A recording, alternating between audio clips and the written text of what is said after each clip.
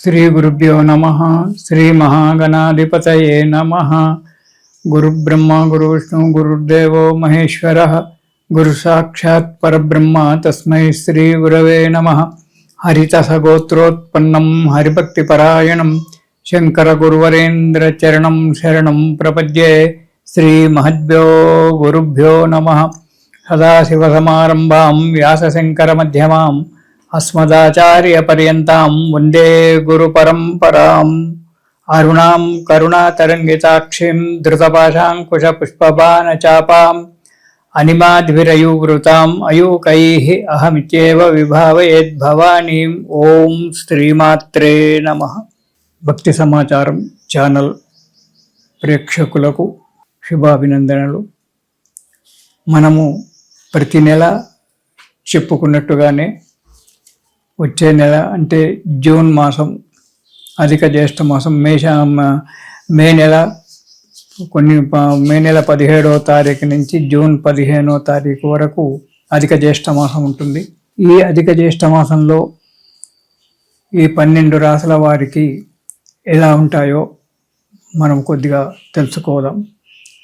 మేషరాశి. ఈ రాశి వారికి ఈ నెలలో అన్ని రంగాల వారికి ఆటంకాలు ఏర్పడుతూ ఉంటాయి. ప్రయాణాలలో ప్రమాదాలు, అధిక ప్రయాణాలు చేయవలసి రావడము, ఆర్థిక ఇబ్బందులు, ప్రయాణ ప్రమాదాలు జరగడానికి ఆస్కారం ఉంది. ఇక ఉద్యోగం చేసేటువంటి వారికి ఉద్యోగంలో చెక్కులు, మెమోలు అందుకోవడము, సస్పెండ్లు కావడము ఇలాంటివి జరగడానికి ఆస్కారం ఉంది. బంధుమిత్రులతో కలహాలు కావడము, స్థానచలనాలు జరగడము, దాయాదులచే అంటే పాలివారిచే దాయాదులచే పోట్లాటలు కావడము, కోర్టు కేసులు, పోలీస్ కేసులు కావడము ఉంటుంది. వ్యాపారస్తులు డబ్బు నష్టపోవడము లేదా మోసపోవడం అనేటువంటి జరగడానికి కూడా ఆస్కారం కనబడుతూ ఉంది. ఈ మేషరాశి వారికి ఈ నెలలో కోపం బాగా పెరిగిపోతూ ఉంటుంది.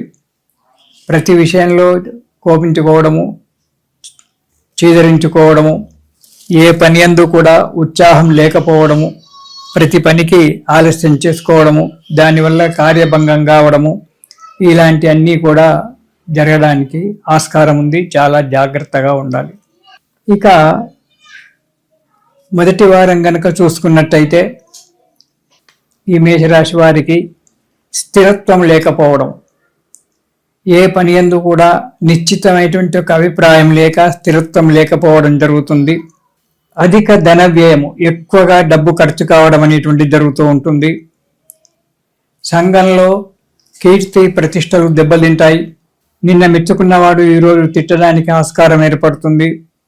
ఉద్యోగస్తులకు స్థానచలనము లేదా రెంటుకున్నటువంటి ఒక వ్యక్తులు ఆ ఇల్లు మార్చడము, ఇంటి యజమానుల వల్ల చిక్కులు రావడము జరగడానికి ఆస్కారం ఉంది.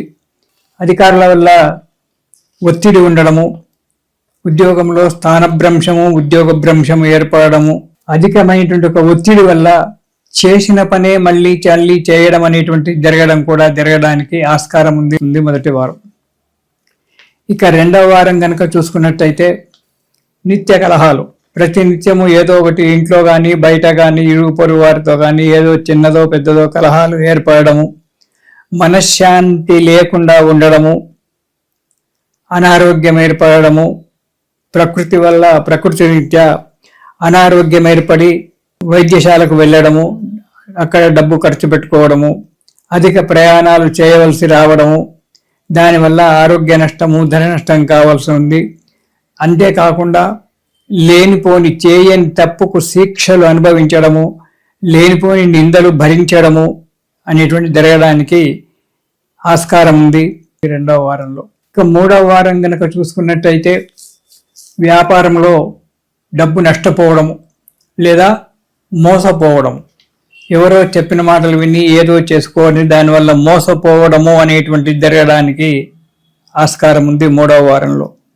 శత్రువుల వల్ల భయము, శత్రువులంటే ఇంతకుముందు పోట్లాడిన వాళ్ళు కావచ్చు, లేదా రుణము ఇచ్చినటువంటి యొక్క దాతలు కావచ్చు, రుణము వాళ్ళు కావచ్చు, ఈ శత్రువుల వల్ల భయపడుతూ తిరగవలసినటువంటి ఒక సమయం వస్తుంది. అనవసరమైన యొక్క ప్రయాణాలు చేయడము, అనాలోచితంగా లేనిపోని చిక్కులు తెచ్చుకోవడము, వాహన ప్రమాదాలు జరగడము, ఇవన్నీ జరగడానికి ఉంది. దుష్ట సహవాసం చేయడము, దురలవాట్లకు లోను కావడము, అపకీర్తి తెచ్చుకోవడము అనేటువంటిది 3వ వారంలో జరగడానికి ఆస్కారం కనబడుతూ ఉంది వీరికి.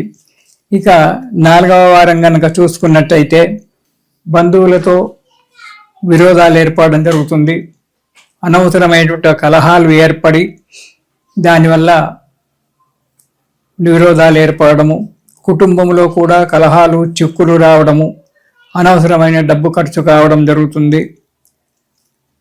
కొందరి వల్ల దుర్మార్గుల వల్ల స్నేహితం చేయడము, వారి వల్ల దురలవాట్లకు పాలు కావడము, దానివల్ల ఆరోగ్య నష్టం పొందడము, ఆర్థిక పరిస్థితి కూడా దెబ్బతినడము, మనస్సు అల్లకల్లోలంగా ఉండడం జరుగుతుంది. కాబట్టి ఈ మేషరాశి వారు ఈ నెలలో చాలా జాగ్రత్తగా ఉండడం మంచిది.